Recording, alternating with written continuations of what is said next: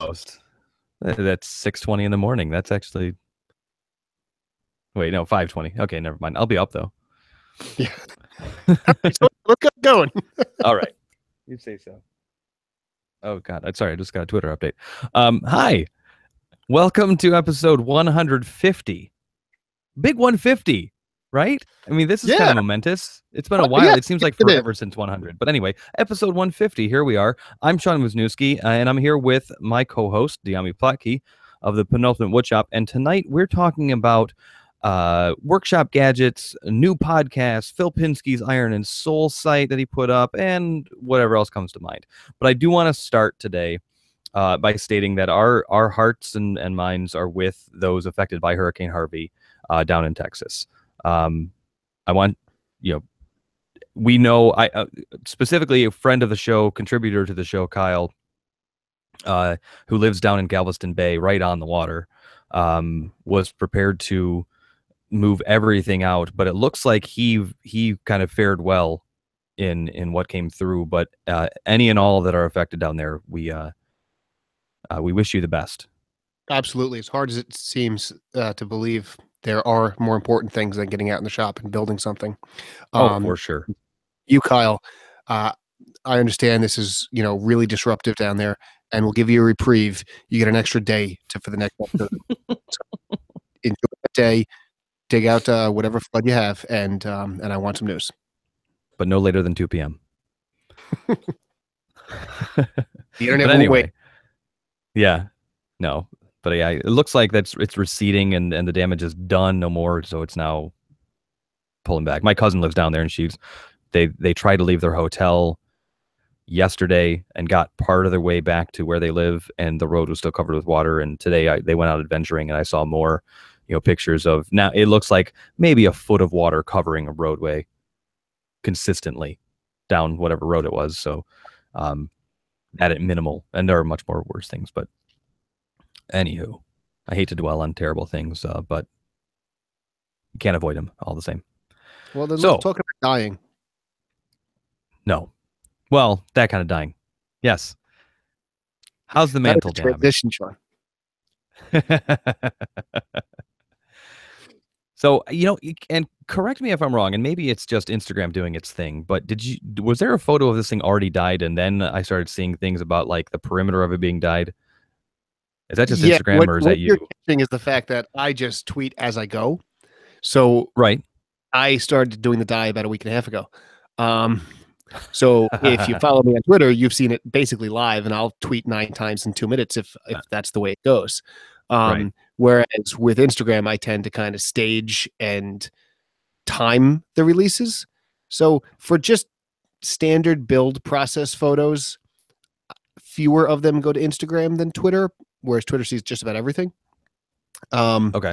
But yeah, and for anyone who's following, yes, the dye was done on the project about a week ago.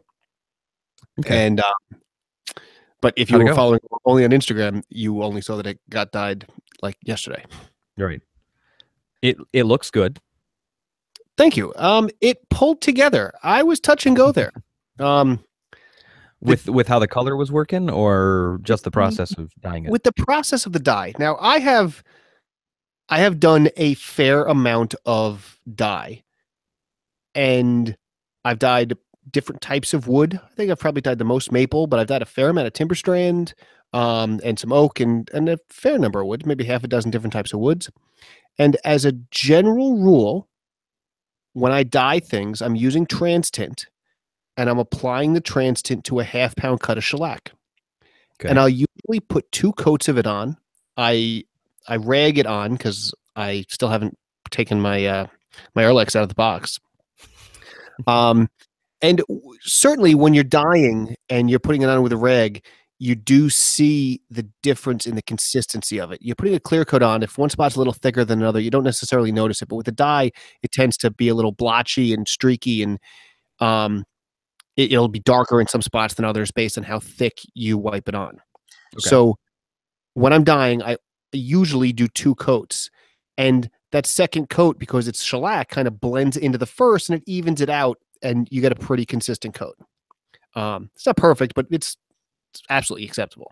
And is it consistent with its absorption, the dye, or what, like the sheen on the top? Like what do you? Um, I guess the absorption ends up being consistent, but I think the dye is held within the shellac. Mhm. So when I To put be the all honest, second coat on, because the two layers of shellac dissolve into each other, I kind of work mhm. them into each other, and I end up with a more consistent coat. Okay. If that makes sense. Yeah, yeah, for sure. And that's been my experience with all the dyeing I have done up to this project. Now, this project it's a mantle made of just generic red oak. I didn't get it from a home center. I got it from a lumber yard, but it's just red oak 1x6. Nothing fancy about it. I didn't pick out nice boards. These were actually just 4S, one what's by that? six, like 4S, like Yeah, yeah. I mean, you I've got it. milled them again, but yes, they came as for us. Right. Okay. Um, and so the customer wanted them to be black, like painted black, but still showing the grain kind of black, not Yeah. not dark tinted oak, but black. Okay. So I experimented with some dyes, and I didn't want to pour a full thing of timber strand, or excuse me, Transient. transient. Thank you, a full thing Mhm. of transient into my shellac mix. But when I was experimenting, I'm mixing tiny little units of shellac, so maybe I don't know, it's a couple ounces of shellac, the little test unit I'm making, and 100 drops of trans tint was still not nearly dark enough. Hmm. So at that point, I didn't want to waste all my trans tint on it. Um, so I went to India ink, which I Okay. have used India ink in the past when I was making the Harry Potter wands years and years ago. I used India ink to dye the handles dark. Um, so I added a lot of India ink. I have these like glue filling syringes. Yeah. And I was going through my formula because I measured how much I made the first one. And then when I ran out, I had to make a second batch. And I noted exactly how much of everything except the quantity of um, half-pound shellac. So I don't know how much I put all Which these is things. essentially what you're diluting it with at this point. Exactly. Or yeah, I guess you put it that way. Yeah. Well.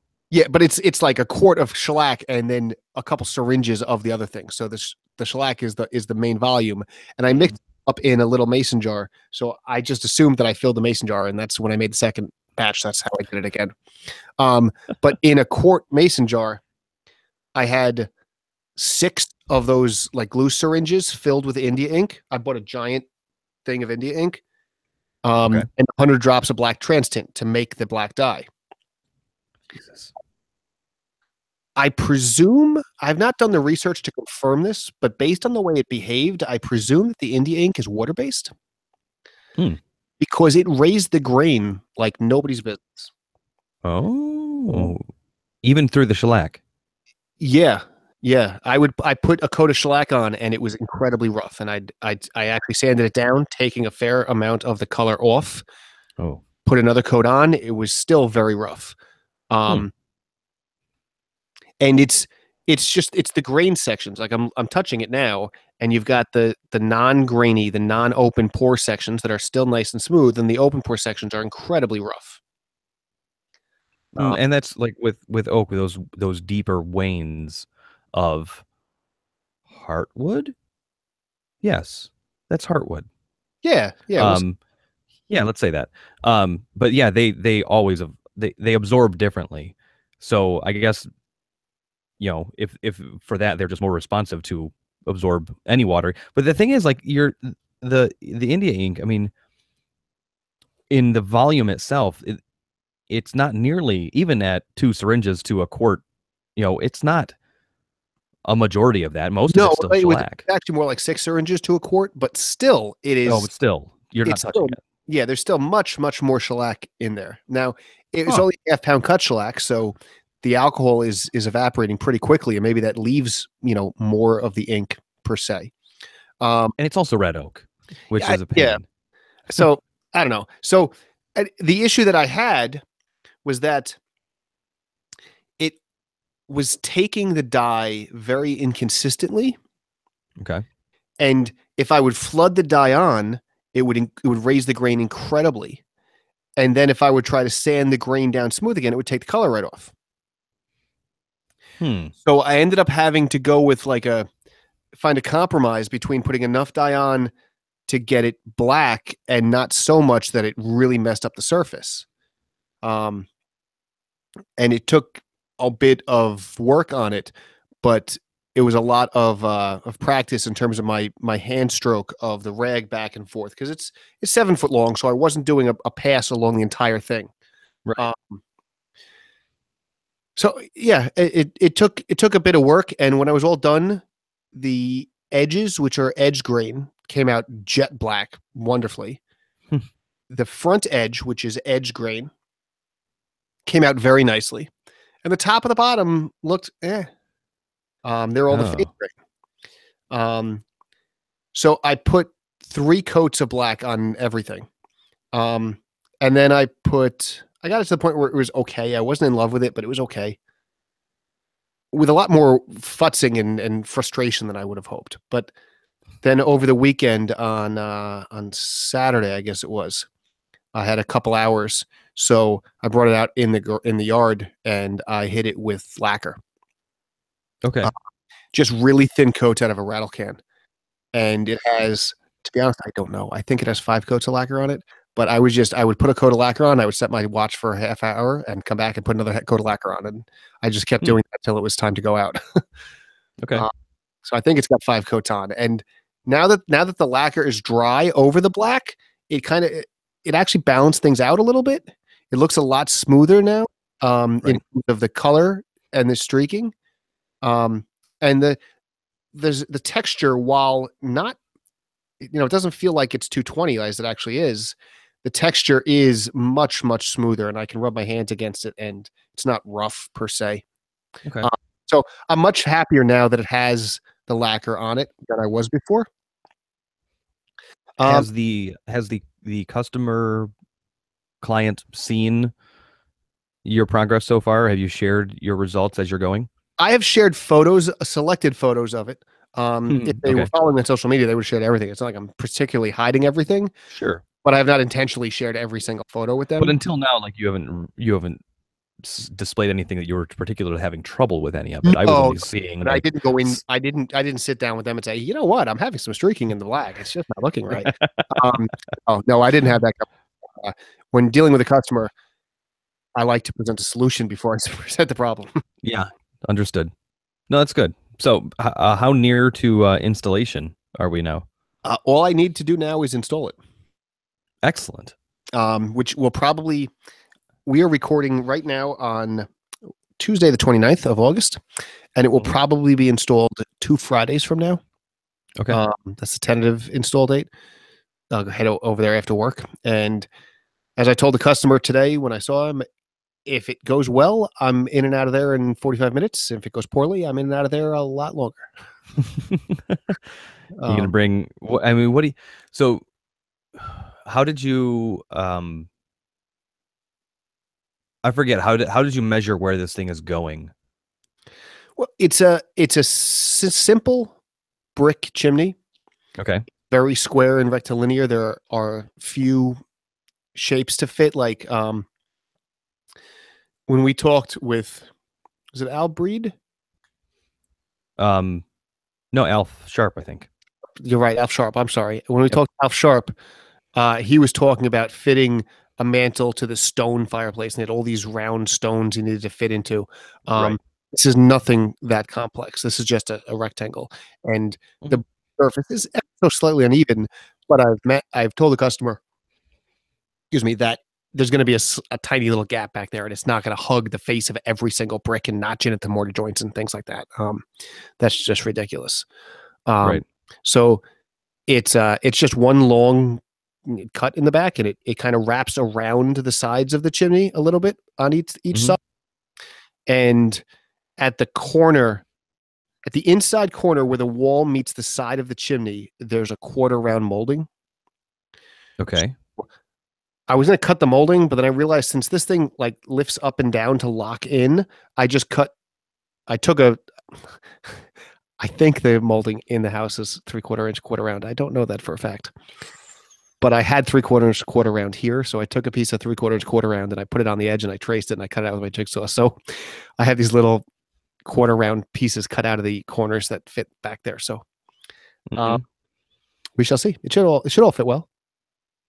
Um, yeah. So I've got the wall bracket is I'm gesturing behind me, like you can see. Yeah. The wall bracket is, I can tell where you're looking. and it should just be a matter of fastening that to the chimney, and then slipping the mantle over it, and hopefully it goes that smoothly. But You're tap conning that bracket in, I or believe Tapcons are what I'm going to use. I may use Zamax. okay, I'm not 100% sure what. concrete anchoring screws, bolts. Yes, Otherwise, yeah, like, Tapcons are masonry screws, and Zamax are what we in the industry call an expansionary type masonry fastener. okay, So I'll be hammer drilling into the chimney and then setting some sort of masonry anchor in. okay, And I'll bring some shims so I can shim the mounting bracket as necessary so that right now all of the little arms that stick out from it are all perfectly coplanar. And I Mhm. want them to stick out level. So I'm not sure if the face of the chimney is plumb. So I may have to shim Right, a little bit to get it to fit level. But yeah, that shouldn't be, especially with the Tapcon, oh, where I can adjust the how tight it is. That's why I think I'll use Tapcons. right. No, it's cool. So yeah, beyond that, what is this about sanding bows? I know we talked about those with Jeremy, um, and I watched the video as you've linked it in our show notes. Yeah, It's pretty cool. yeah. In the last episode, when we were talking with James Wright, Or James, I'm sorry, I said Jeremy. I wasn't going to say anything. Um, where he told us about sanding boats because I was pining on about the difficulty of sanding the curved headphone stand, which is Yeah, ever so much closer to completion at this point. hmm And he has a video on a really cool design, and the way he makes a sanding bow is he takes a thin piece of oak and steam bends it so that it fits inside of a belt sander belt, and it arcs along the back in a crescent shape, and it keeps the belt taut in the middle, so it's almost like a D shape, let's say. right, And then you can use that and you sand, and the unsupported straight side of the sanding belt, it contours to the curves of a piece. right. It'll flex in as Exactly. needed. Right. Exactly. And um it's a really cool design. And I think that for any open, accessible curve, it's the way I would go. Hmm. Um, but as YouTube is wont to do, as I was watching his, I got the suggestion for the sanding bow video from um, Woodworking Masterclass. And Oh, the Woodworking Masterclass channel, it's an Australian woodworker, really phenomenal guy. I should know his name, and I apologize that I don't.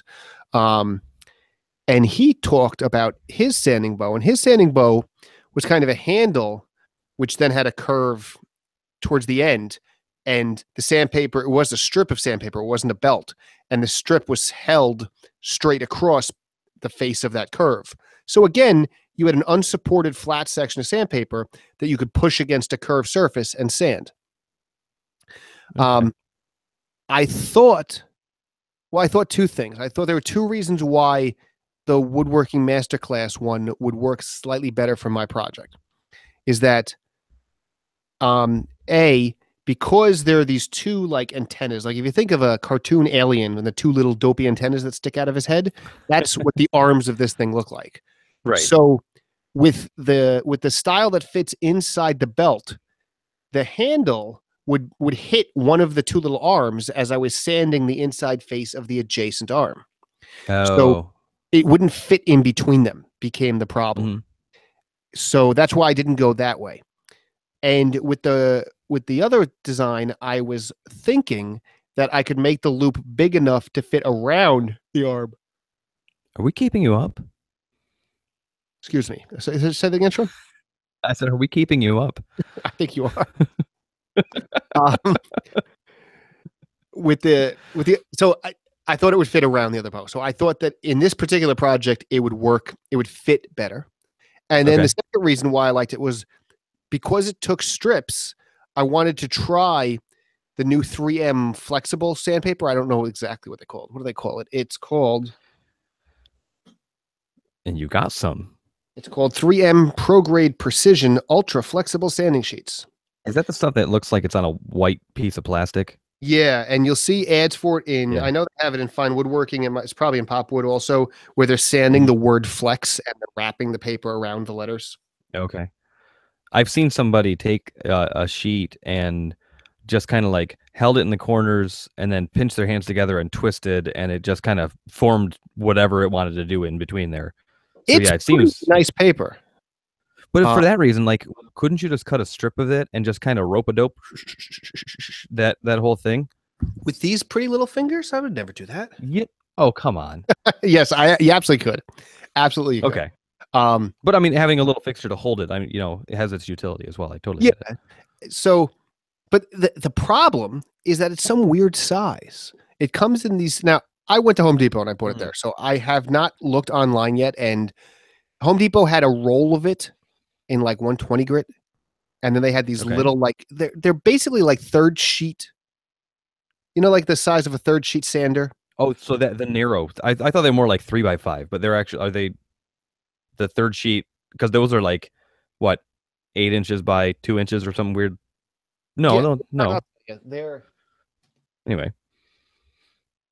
Each piece is 3 2/3 inches by 9 inches. Oh, so that would fit. Okay, and that's your third sheet. So because typically a whole sheet's 8.5 by 11, basically. It's a sheet of paper. Yeah, so they're 2 inches shorter than a third sheet. Right. They're kind of squat. Yeah. What that meant was that when I made the sanding bow, the open area of the curve was relatively small because I designed it to fit this paper. Right. So the bows I made them out of plywood, and it's the big stocky handle that I had the intention of rounding over and shaping, and I just haven't done anything with yet. And then it's literally half of a circle to make the bow set. Right. And it worked pretty good. I put the brass threaded inserts into it so I could use machine screws to go in and out. Okay. And I took the biggest fender washer I could, and I glued. Actually, I got peel stick, but I put rubber on the underside, figuring that would grab the sandpaper nice and kind of distribute the grip and not just pinch it at one little point where it would tear. Right. So that's how I made the sanding bows, and it holds the sandpaper really well. But unfortunately, again, the curve of the bow is kind of in the way because the paper is only 9 inches long. You only get about 7 inches of unsupported paper in the middle between the two ends. And it's just not long enough. Yeah. For your particular application, you're doing something that is two things that are close together, and you're trying to sand the interior between those two things. And that's just difficult on its own. I mean, if it were otherwise outside or inside corners of something larger, yeah. So I totally get that big old letter P gets in the way. Yeah, of something like that. Like it's awesome for what it is when you're out kind of in space, but if you're tight between two things like you are, that's like your limitations are there. Exactly. And the other thing for anyone who cares to watch the video feed, because this episode is going live to YouTube on the Modern Woodworkers Association channel. It's this distance here between them. There's just not enough stroke there. So I was gonna say, how flexy is that? It's not terribly flexy. It's very flexy. Oh my God. Yeah. Is the paper itself flexy like that? Yeah, the paper is very flexy. Oh wow. I wish I could have tensioned it more, frankly, to get some of that flex out. Yeah, no, it looked like it was like just off taut, but I didn't realize that stuff flexes that much. That's insane. Huh. And it doesn't clog. I mean, it seems to be nice paper. I just want it in bigger sheets. That's really it. If I could get it in regular full sheets, I'd be very happy with it. And again, maybe I can. I've not done my due diligence on the paper. I simply walked into Home Depot and bought what they had. Okay. The success I did have with it is I found that if I held the handle with one hand and I put two fingers on the back of the paper against the contour of what I wanted to do, and I kind of, rather than push the paper against it kind of into the arch of the bow, I kind of pulled the bow away, just putting pressure with the two fingers. Mm-hmm. And then I moved both hands together and I could Hmm. sand with my finger pressure onto it. Okay. Not in any way how it was designed to work, but it seemed to have worked pretty well. Yeah. I mean, you're still just putting. It's essentially like you're almost like you're rope-a-doping it, Yeah, where you're just holding it between and just holding what pressure you're putting on it. Now you're kind of assisting that just directly below your fingers, which exactly. But if I was doing it yeah, entirely by hand, I'd have a hand on either side and I wouldn't have any pressure in the middle. at Whereas the middle. Yeah. Yep. bow, while not working as I had hoped, was at least holding it on the two sides and physically moving the paper back and forth. So my fingers Right. provided the pressure onto the piece. Um, Not far off if you just took a standard sheet of paper, folded into a rectangular piece, and held it with your two fingers above it and just kind of rubbed over the surface. exactly. Exactly. Yeah. In this case, I think I probably got a little bit better contact with this Hmm. stretchy paper. Hmm. But very similar to that, and certainly not worth the effort of making these bows that I made. Uh, But you got but them for the next time you need them. exactly. And of course, I made three of them because my thought is let's never change the paper. So I'll make one for each grit. Sure. And I'm not sure that I'll use it again. But, it is what it is. Hey, Consider that this is the prototype and it didn't work out so well. Um, but but again, I consider have, the project you're working it on. It works fine for I think what it is. It's just your project limits it. but again, the distance between the two points, Yeah. it's just too small. You can't get a big enough stroke. Right. Um, I Now could that use it twice as big as it is now, but I don't know if I get paper that big. with James's basically just steam bent thing. Mm-hmm. I mean, is that closer to 11, 12 inches of span I want to say he was using a rather than 20-inch belt, so that's going okay. to be probably 9 inches a span, something like. Okay. Yeah. Um, It's just yeah, it's not that much bigger than mine, and his whole thing is a lot smaller than mine because he just grabs it back here, um, mhm. back where I have the bow. But in any event, um, so Hmm. that's what I'm working on. For anyone interested in a sanding bow, check out the Wood by Wright sanding bow and the Woodworking Masterclass sanding bow. You can look them both up on YouTube, and one will probably even auto suggest the other one. They're both really cool designs, very different from each other, but both really cool. Um, but the whole reason I was doing that was to sand the headphone stand because after the tedium of dyeing the mantle black, getting back into sculpted work was just a nice little relief in the shop. So as I was waiting for coats to dry, I would just sand a little bit and go back and put a coat on and sand a little bit. Right. Uh, so the headphone jack is now, or the headphone rack, 100% shaped and sanded to 150 grit. So Okay. I think I'm gonna get 320, but we shall see. So I just have to keep sanding it, and then I have it in my notes. I have actually like almost 2 hours of recording with Paul Leminski of Canadian Woodwork about how he sands and finishes all his curved pieces. Okay. And I recorded it a long time ago, and I really need to just get around to editing it and publish it. Um, but I have fairly detailed notes about the way he does it. I've never been able to quite recreate it. I think I just haven't done it on big enough pieces. But in any event, he's got the finish puts on all his curved furniture. It's a mixture of polyurethane and tung oil and something. I think I'm sure I'm getting it wrong, but I want to look that up and apply it here and try it out and see how it works on this piece. So Sure. that's now you're putting some curves into that back room in the house, right? No, hopefully as few curves as possible.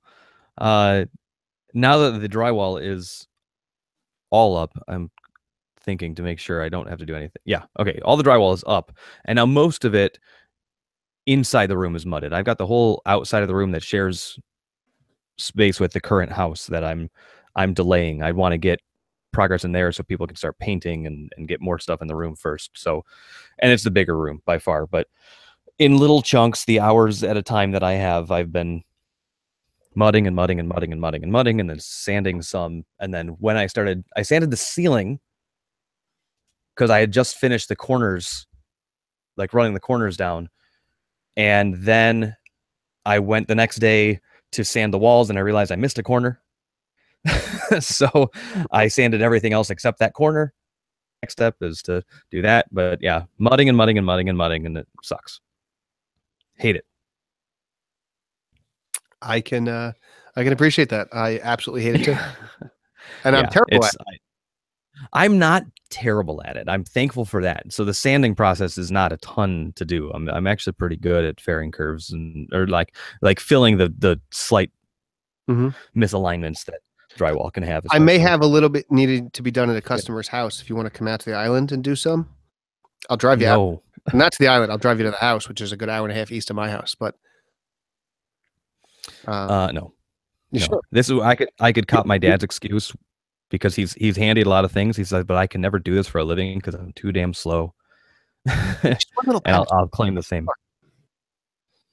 What's that? It's just one little patch. It'll be fun. No, I mean I could do a patch. I hate patching though. Patching's worse than doing a whole room or a whole wall or anything. I'm not sure I agree with you. I did though. I got stilts, and those are fun. So and terribly useful. So, and this room is not big. It's only 10 by 14, but the fact that I can stand on those and literally put my hand just above my head and touch the ceiling is perfect. So I'm not reaching up to work at any height or moving a ladder or step stool or anything like that. Right. I do appreciate that. So yeah, I haven't done anything besides working on drywall for about the last week, which is awesome. I don't mean to break it to you, actually. It's been worse than that. Once you're done with drywall, are you going to just do like a real quick cleanup trim package and get your son in the room, or are you going to put in some fancy ornate trim? You going to put any wood in the room? You were trimming the closet door and the windows. We haven't decided exactly. I think I'm going with a white trim only because we're doing we just picked out the flooring last weekend. It is a oak flooring, nailed down flooring, not floating or anything. But it's like got this lighter gray tint dye thing going on to it. And the walls are like a silvery gray, not shiny, but a lighter, brighter gray. So I think we're gonna have to do white kind of all around. And right now my baseboard's all white, so the trim's the window and door trim. But I haven't actually decided even on the door or on the windows to do like picture frame trim or like or not corbels. What are they called? If you put like up the corners. Sean, if you put those in the corners, yes. Okay, no, I don't like them at all. Corners are meant for people who don't know how to cut miters. And I do. Exactly. So you do. I think you could probably cut a damn mean miter. I probably can. But yeah, it's the style that like the room is kind of changing like anything typical to the house. We've got a mishmash of old trim, and I did all the baseboard when we moved in, and then I've replaced a couple doors, and that I've transferred from white village trim, which is just a simple kind of curve to it, to oak OG trim. So I got to figure it out. But yeah, that will be, so once it's drywalled and painted and the floor's on and trimmed, we've got some furniture that they're painting, a bed frame we still don't have yet, but apparently that's going to need something going on to it. So, but yeah, the idea is within the month, ? It'll be move-inable. That's the hopes. It sucks because just the time of everything. Like, we're recording tonight, so my wife actually just picked up my son, but at 9:57 at night, they're just getting home, which is the typical time Monday through Thursday that I'm getting home. So my time is like I can get home from work as quickly as I can change. I can get out there, I can do something, but I got to be done in an hour so I can do something else. And yeah, it sucks, but it happens. Well, with that, in all that extra time of you just sticking around drinking a beer, watching TV, um, Hmm.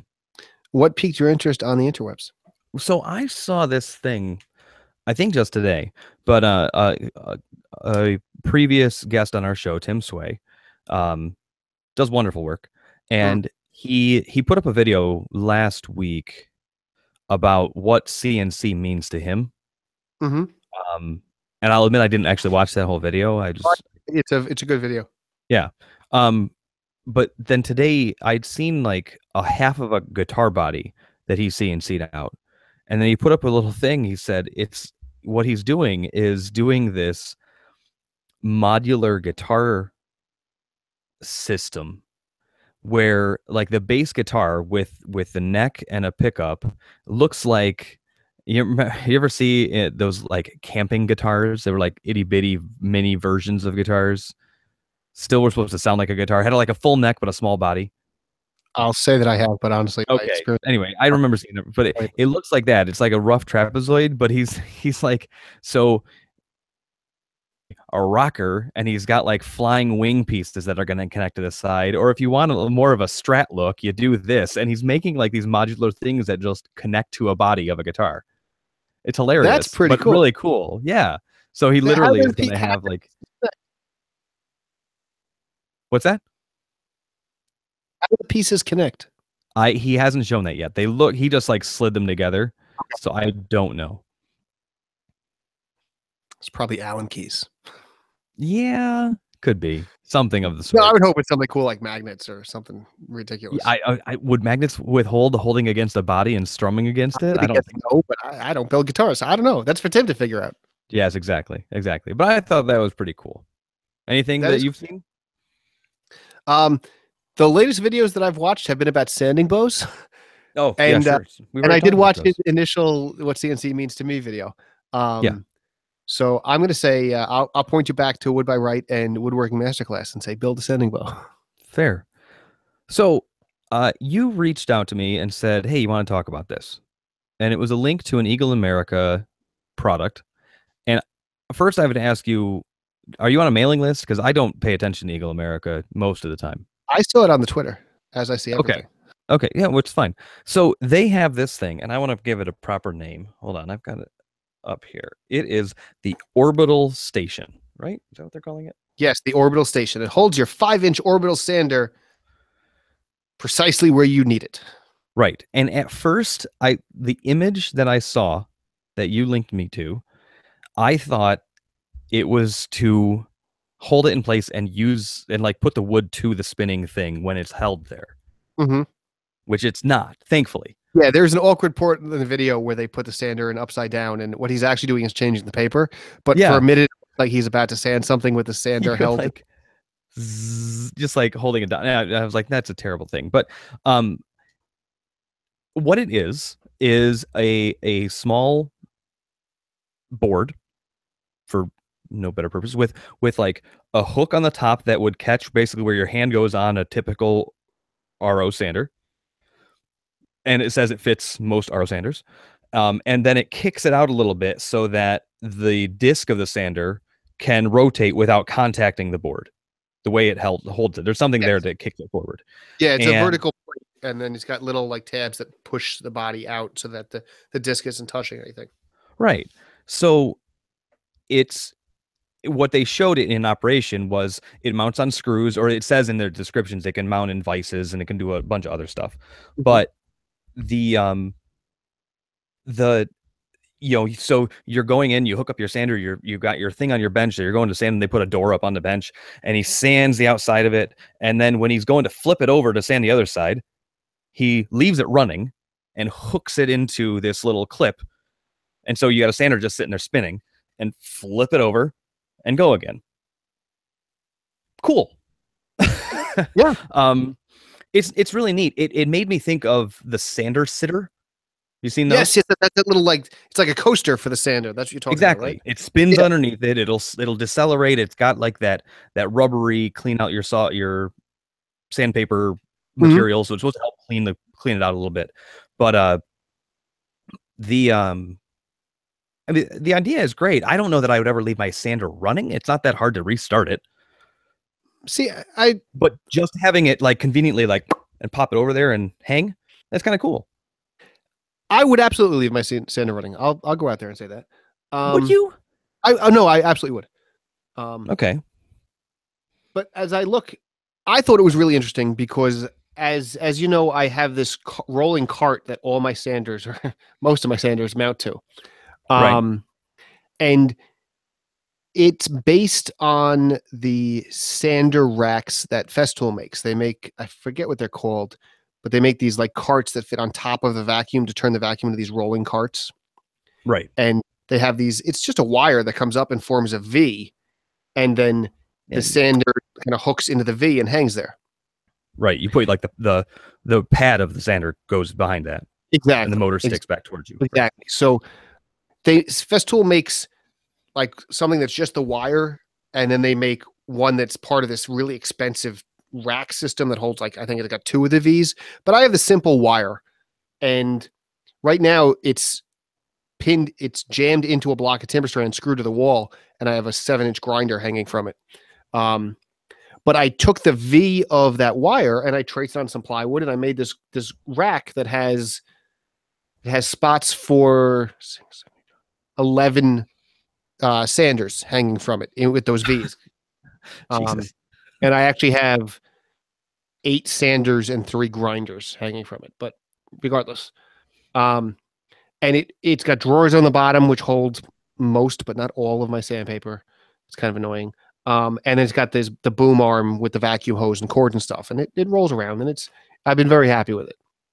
Okay. Um, but the disadvantage of my cart is that the sanders need to have stopped spinning to hang them up, because Yeah. while the pad itself doesn't actually get hung from the V, there's a little like skirt in front of the pad that gets Mhm. hung on the V.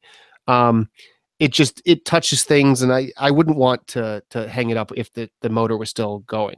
Okay. So the fact you could leave it running, I thought was really cool. The disadvantages that I saw were that it's designed for standard 5-inch random orbit sanders, which Yes. are probably what 95% of people out there have. So I can absolutely understand why they went for that market. Okay. But as I look at my sander cart, I don't know that there's a single sander that would fit in it. Oh. Um, I only have 2 5-inch sanders in this cart, and they're kind of square. They're both Festool, and I don't know if they would fit or not. They It might. says again in the description that it would fit other rectangular square type. Yeah, they may very well. But it's not going to fit any of the Rotex style ones, and it's No. not going to fit the 6-inch ones. Um, but then the other thing is, well, I'm sorry, that is the other thing is the It size. says it works with square sheet sanders also, but I'm guessing the typical square sheet sanders Yeah, that I think have that's the the oscillating rather than random orbit sanders. yeah, and the bodies are about the same as far as where you hold them. It's basically the same size pad except it's square instead of round. Right. Um, so for my special sanding needs, I don't necessarily think it fits me. But my sanding stuff is unique to myself, and Yeah, and you've got a hell of a collection on that. the way Um, I- but so for the convenience of putting this thing here, and if you have a sander that fits it, I mean, it makes sense. It's I think I saw it on sale right now for 30, regular 40 for it, and it's I think I'd be largely able a to dollars for it. No issue with that at all. yeah.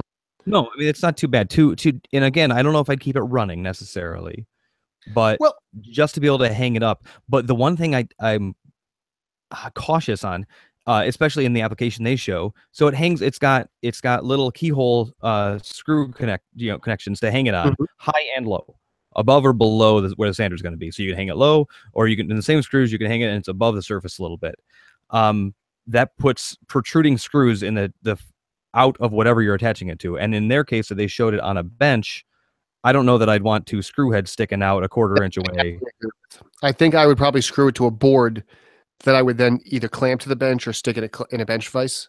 Yeah, and depending on the situation, if your bench is up against a wall and that can be on a wall, I mean, just reach to it. Exactly. And it doesn't have to be at hip height or at bench height necessarily, just accessible. And there's plenty of options. Exactly. And in the photo, they show it sticking up above the bench surface, which I think I would always keep it below the bench surface. It doesn't really matter because the flexibility of the design allows you to mount it really anywhere you want. So I see that. Oh, I wouldn't do it the way they do it. I see it as a strength because you can put it anywhere. Right. No, but it's a pretty cool thing. That's a thing. Like I kind of want to go to the next wood show, that the woodworking shows, right? That's what they're called nowadays. Because they usually have Peachtree and I can't think of their name now. Eagle America as like a big seller. So that would be something I'd like to see hands on, see what it felt like putting it in and out of it. How much it squeezed on the not that I don't think it's going to run away. I don't know. Very interesting. Yeah. But yeah, for $30-$40, not a bad idea. Maybe a Christmas list item. I think everyone should go get one, and it'll start you down the road to having more sanders than you can fit in a rack. Now, what I want to see is somebody with a rack of them holding 12 sanders up. Just really enjoyed that. But I will say, if you have 12 of them and they all fit in that rack, why do you have 12? I would say that at least in my defense, every one of mine is a little different. Yes. Yeah, there you go. And nothing above. Well, it says specifically 5-inch, which again, a majority, but there are plenty that aren't. And I know of a few offhand. And your grinders, in your case, like those are atypical. And so they have special considerations. They couldn't be held the same way. Yeah. But that being said, you could just as much make, like you did with a whole thing, I could make a board that has a V-cut in it. I could clamp that in my bench and I'd have the same thing.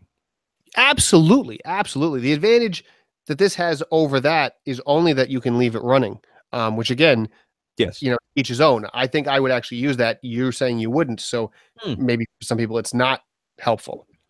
Yeah, I don't know, because like in that case, like what they were doing in that video, which okay, fine. So you've got a cabinet door, a side of something that you're sanding. Do you really sand it and flip it immediately and do it again?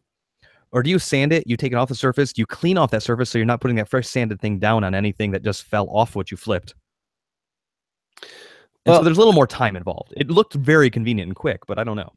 What I tend to do and what I try to do is set it up so that I have different grits on the different sanders. Sure. And what I will do is, depending on how much work it is to clamp the piece I'm working on, if it's something like a door that I'm just laying on the bench, I will sand the whole thing in one grit, flip it over, and do whatever I got to do. If there's multiples, I'll sand it all in one grit, and then I'll move on to the next grit. But if it's one of these curved pieces where it takes work to clamp it, then what I'll tend to do is switch through the grits before I move it.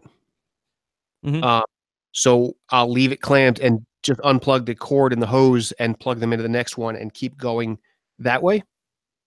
Okay. With that rack, if I was moving the piece, I think I would leave it running between them, like I've said. And I have a dedicated, it's a tiny little shop vac. It's like one of the little portable ones that Rigid makes, but it lives underneath my bench. And I really only use it for cleaning, for vacuuming in between and while I'm sanding. Because I didn't have a shop vac in the garage. I just had my dust collector and my CT. Right.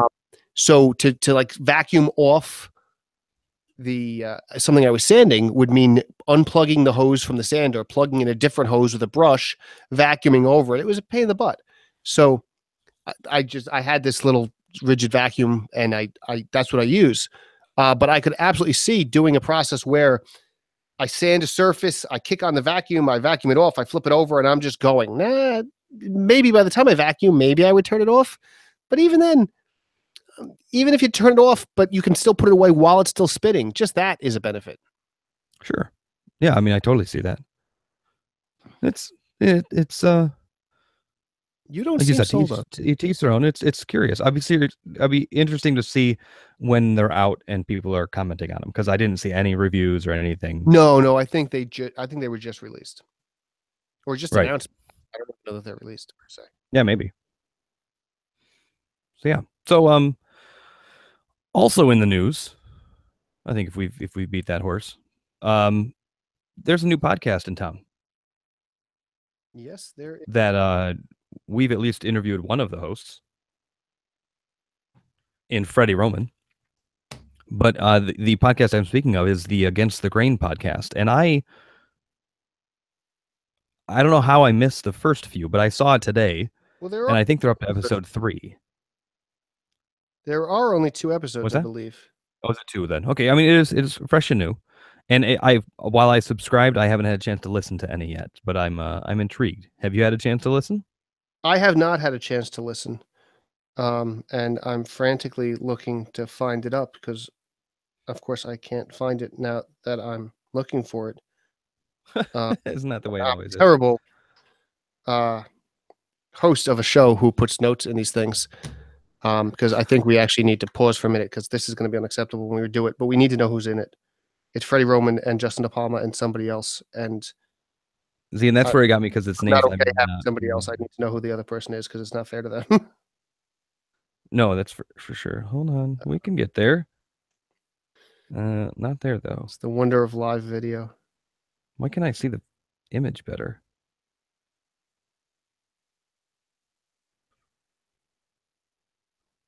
Dunlap.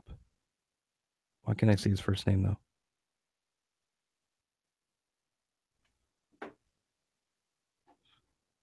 Dead air, dead air, dead Set up air. an Instagram account, and when I search Against the Grain on Instagram, I can't find it at all. There are 2 So many. podcasts called Against the Grain. There's more than that because I subscribed today and I had to. Oh, yeah, that's what I saw. But I can't look at podcasts on the device I have in front of me.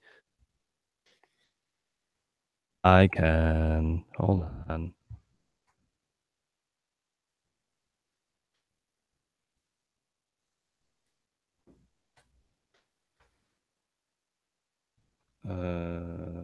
Oh my God, no, it's the wrong one. Yeah, there's a lot. That one's about wheat. There's one about Lyme disease. Oh,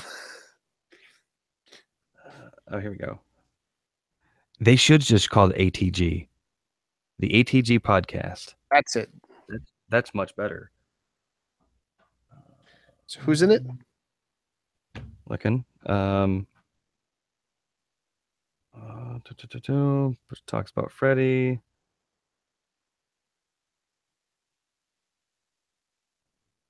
Justin De Palma. And Guy Dunlop. Guy Dunlop. There you go. Let's start that again. And I don't know those other 2 guys. Okay. So I'm interested. The Against the Grain podcast with Freddie Roman, Justin De Palma, and Guy Dunlop. That is the podcast. Yeah, you're saying you don't know some of them. Yes. I know Freddie and Guy. I've met them both. As have you. I've met Freddie. Did Yeah, I meet Guy? Guy was at our meetup at the last Woodworking America. Oh, well, I apologize then. I think once I hear it, I'll recognize the voice more than anything. I know Justin De Palma from the interwebs for what seems like forever, but I don't know that I've ever met him. Okay.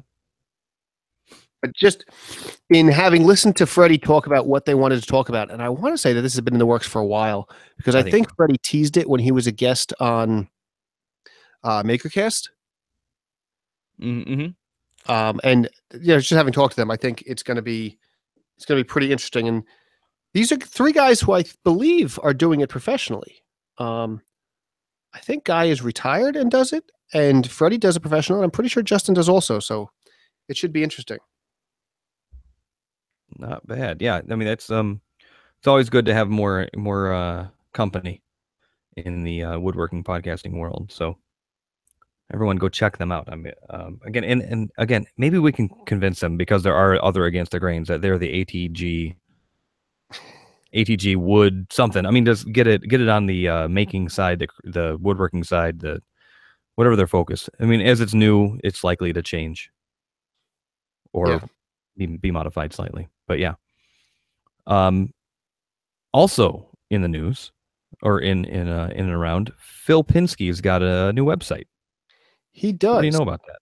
Iron and Soul, premium woodworking tools.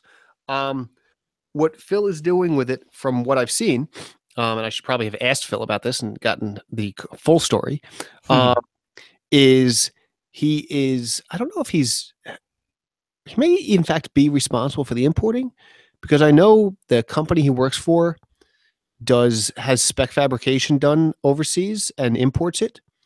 So he may Okay. be enough with the importing to be managing the importing himself. But what he's doing right now is selling a line of Japanese tools, a number of different saws, and a Japanese plane. And I believe he said he's looking to kind of expand it. And I'm not sure how soon he's looking to actually exit the corporate world he's in, but he talked about this being a road out to let making be a full-time career. Okay. And I guess this would just kind of subsidize it.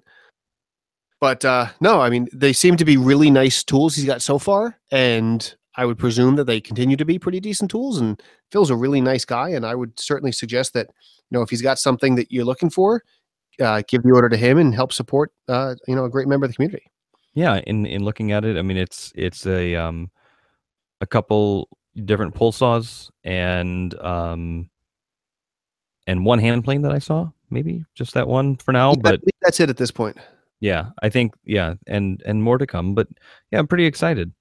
Um and it's just started as we're recording this. I think it's brandly new. So, Exactly. The first thing I saw of it was this afternoon, so I believe it is fresh out yeah. there on interwebs. So, Dazuki, Ryoba, different sizes, Kataba, if you know all these things. They're Uh and then a Kana hand plane, which Wilbur can instruct us on how to use. Um, indeed. the no, that's very cool. I'll be eager to watch to see how it goes for him and maybe pick up a thing or two. Now, what's this about the Porticube? All right. Do you know what the Porticube is?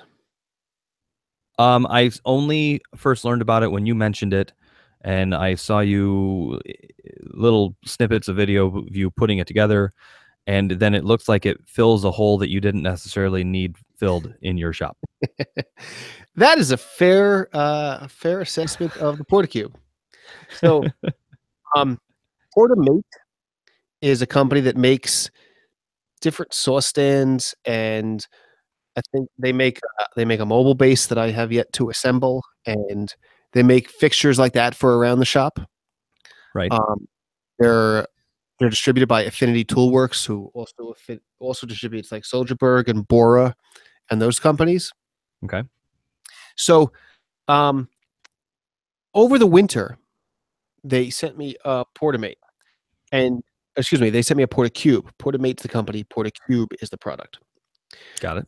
And what the Portacube is it's a rolling cart, and it's essentially a box with a handle like a hand truck, and two big wheels in the back, and two adjustable feet in the front.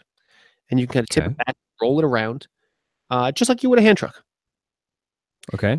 And Except it's a cube in that it's form. roughly a cube. I'm looking at it now. The top surface is roughly 5 inches, something like that. It's Okay. a Okay. fairly big square-ish top. Hmm. And that Okay. top surface is about 30 inches high, something like that. It's about workbench height. Oh, okay. Oh, so Um, yeah. As you were describing, even though I saw it, I was envisioning a little smaller than that. So it's basically like a small cabinet. Yeah, yeah, it is. It's like the size of a dishwasher. Uh, Yeah. Okay. Yeah. There you go. Okay. so Which is why it's filling that hole that you didn't necessarily need exactly, filled. exactly. Now, for something that is the size of a dishwasher, what you get is this rolling cart that is very easy to roll. It's got nice big wheels. You tip it back. The balance is good, just like a hand truck. I could really see moving it like in and out of a garage, down a driveway. It's no problem doing that. I've pulled it out of my garage many times and down the driveway, and it works just fine. So it is very portable. The Okay. top surface has a pivot and is rotating. So the top. Wait. Okay. Yeah. Yeah. Go on. Like a lazy Susan? No, it rotates like if you've seen any of the like the rotating workbenches you see people have where they put a pin in it and it's got like a planer on one side and a sander on the other or something like that. Oh, right. Okay. So it's on on the center of each of the two sides, there's a pin that holds the top, and there are locks in the front and bottom. And if you undo the locks, it spins up, so that the bottom faces up and vice versa. Okay. So Oh, cool. the top, as it is right now, as I have it, is the thick sheet metal that you can use kind of as a bench. Like you're not going to do joinery on it, but you can lay things on it and you can clamp things to it and use it basically as a bench type surface. And then if that flips over, there are these adjustable tracks that bolts will slide through. And there's two tracks that span the full width of it. And those tracks can be slid up or down. So by adjusting the tracks up or down and then sliding the bolts left or right within the tracks, you can capture really any tool that has holes to mount it to a bench. Okay. So it looks like it's like a portable like compound miter saw station. And that's what their primary focus is miter saws, but it will take really any benchtop tool you can put in it. Yeah. So when you flip it down, the tool is facing down within that washing machine size cube. Mm-hmm. And when you flip it up, the machine is up top. Right. Now that's half of it. Right. Then on the two sides, you have these arms that fold up. And I'd say they're somewhere in the ballpark of 30 inches long because they go down almost all the way down to the floor. And when they fold up, they stick out that far. Right. So they're decent sized arms that stick out in both directions. And then there are platforms in the middle of the arms that pop up, and you can adjust how high they pop up. So once you have a miter saw set in it, you flip it around to the miter saw on the top, you swing the arms up, and the platforms pop up to be coplanar with the bed of the miter saw. So they'll pop up that right. So now you got to extend it. Inches most miter saws are off the deck. So for that, it's a really intriguing tool. The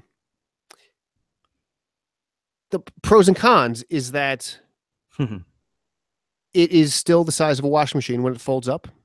I know guys who are incredibly mobile and do most of their work on job sites. This would never work for them because it's not practical to fit in a van.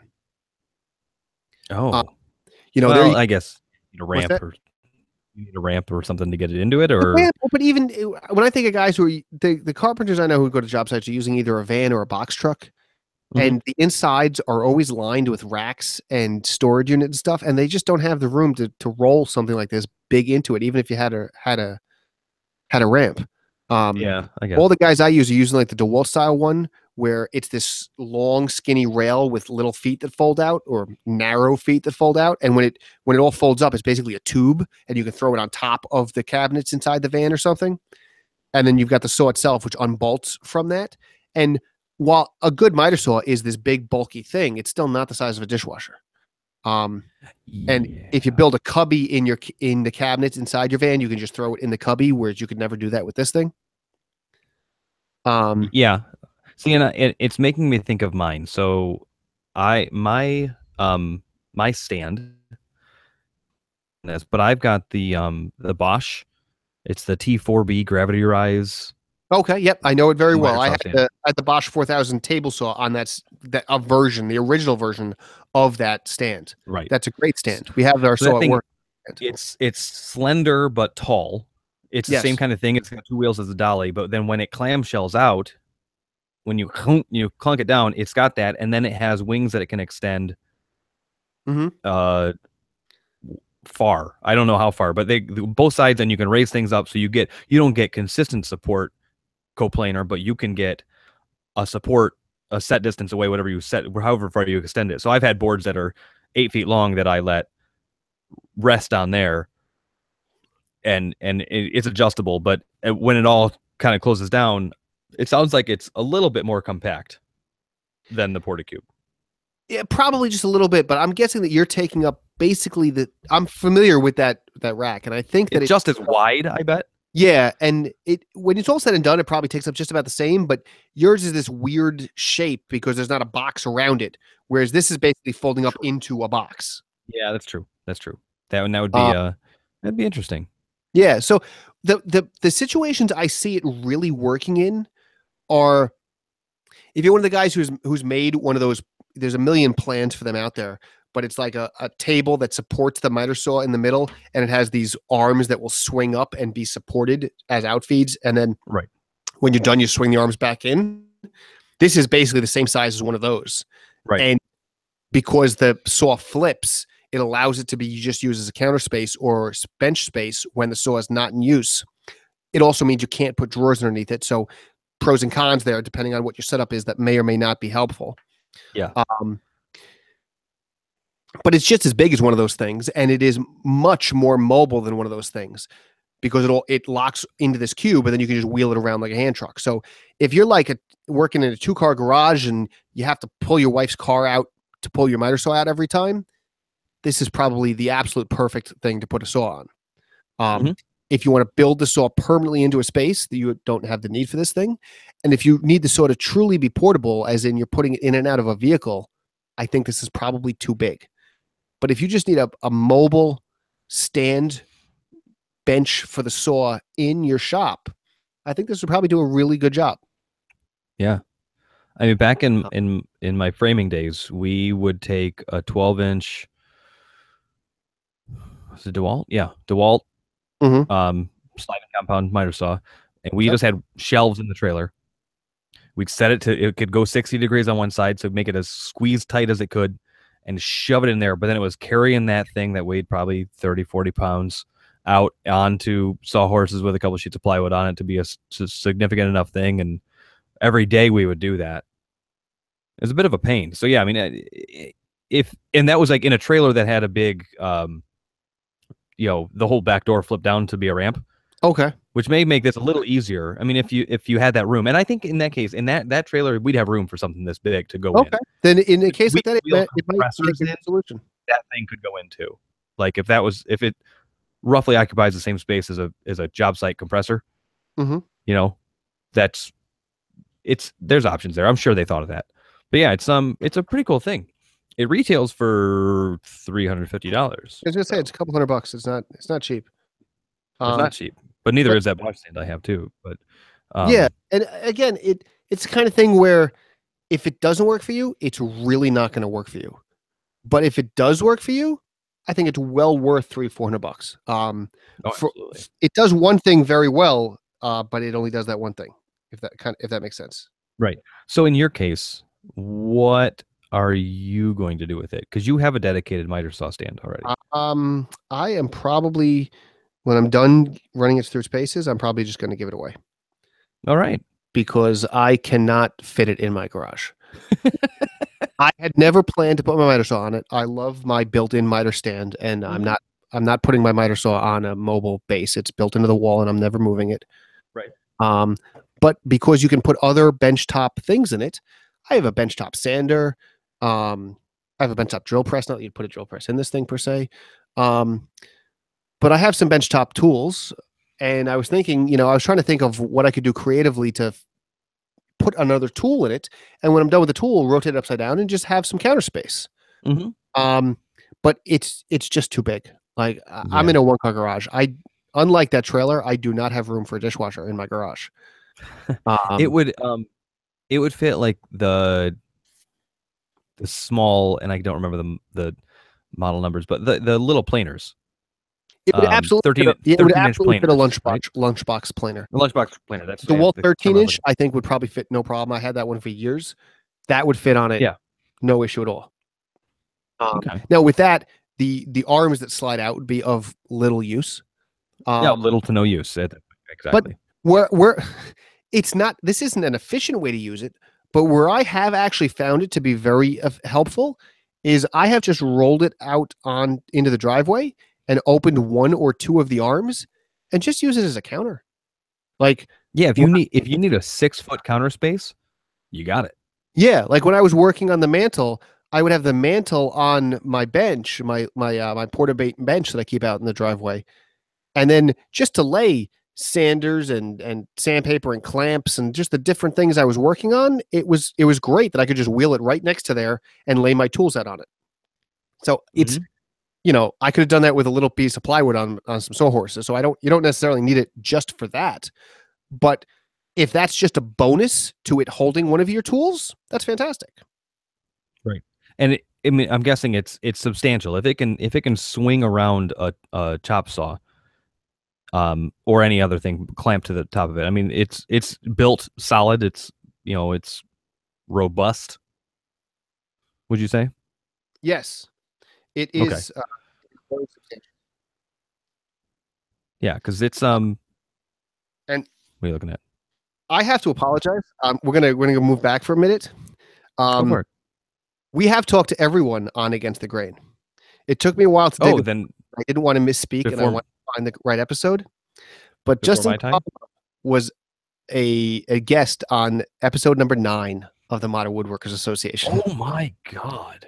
Yes. Um, he was on with Scott Oja, Justin DePalma, and Eli Cleveland talking about, well, I guess he was on with himself. No, he was on with Scott and Eli talking about the furniture project. Oh Which my gosh. when Wood Expo turned into the furniture project in 2013, the three of them were heading it up, and we chatted with them. I also, I'm pretty sure that Justin was at that hotel bar in Boston when we argued about what the purpose of Wood Expo was until 3 a.m. Oh boy. Uh, so, Justin, I apologize that I did not call you out as a wonderful former guest and friend of the show earlier, but I would highly encourage people to go back and listen to episode number 9 if you want to hear Justin's take on, and it is his proper take on promoting the craft, because that's really what the whole discussion was about. Is the furniture project and Wood Expo were about exposing furniture makers to buyers of custom furniture, and that's they were doing God's work to try to do that. So that's fantastic. Yeah, I'm interested to see how their show goes, and maybe we'll have them back on. Absolutely, no, I fully agree with that. I think we definitely need to. So I remember Freddie mentioning something about and that was months ago that we interviewed him, but yeah, it'd be good to see how it's after they're established a little bit, how it's going for them. Yes. Very cool. So what does that take us to? It takes us to our fortnightly beer choice, don't you know? Oh, I do. Oh, I do.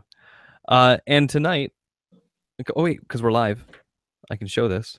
It's empty now, but I'm drinking the New Belgium Voodoo Ranger Atomic Pumpkin. That It's, say what? it's August.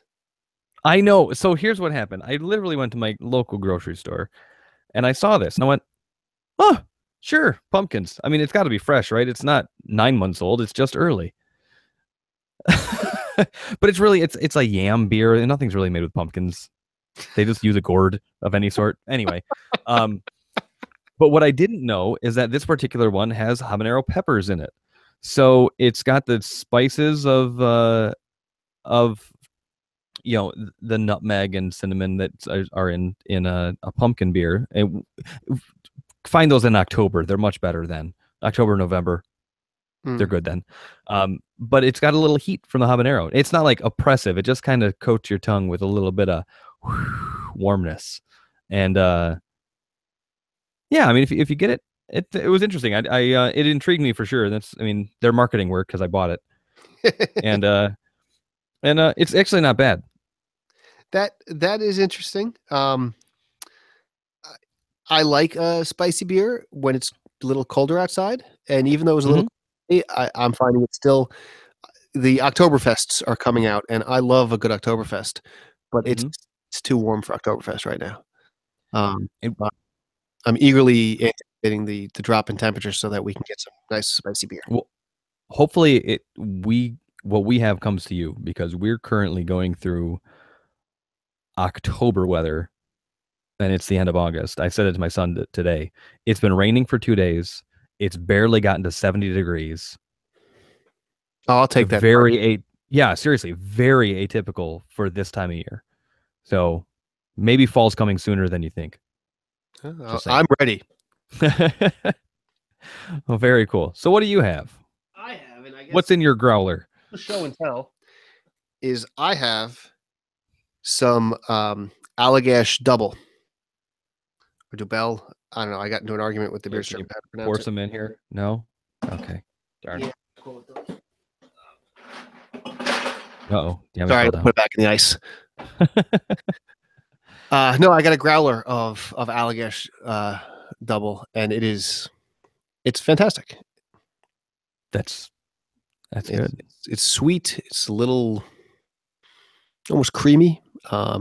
It's they do a really good double. So that is my choice, and I think I've probably mentioned this before, but if you ever have the opportunity to get one of the special batches of double, and I don't know what I've only seen them once, and I will tell you it was the best beer I've ever had. Um, get the special batch if you can find it. Where's Allagash at? It's they're out of Maine. Okay. Um, say if you're in that neck of the woods, I'm not. You may be able to see those. I don't think I've ever seen Allagash. You come do that spackling, I'll load you up on Allagash. Oh, Jesus. I'm not a spackler. All right. So where can they find us next? I don't know. There's something there in the show notes, Sean. I didn't do that. Did you do that? Oh. Oh, well, that doesn't exist. So we're going to be in our respective homes doing what we can. That's where they can find us.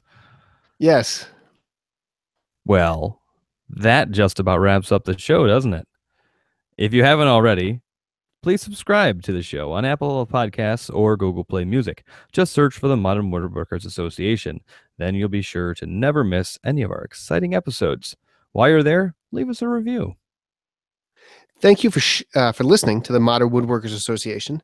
If you like the show, be sure to visit modernwoodworkersassociation.com. Follow the MWA on Twitter at MWA_national. Like the MWA on Facebook or circle the Modern Woodworkers Association on Google+. The best thing you can do is tell a friend. Word of mouth goes a long way towards sharing the discussion. All right. And I'm Sean Wisniewski of the Corner Workshop and at SeanW78 on most of the social medias and Sean Wisniewski on Facebook. And I am Dyami Plotke of penultimatewoodshop.com and modernwoodworkersassociation.com. I am at Dyami Plotke on the Twitter and Facebook and all those other things. And you can follow the Modern Woodworkers Association at MWA_national. And with that, go sit your sander in something to hold it. That's right. Don't hold it in your hand. It will chafe. Chafe.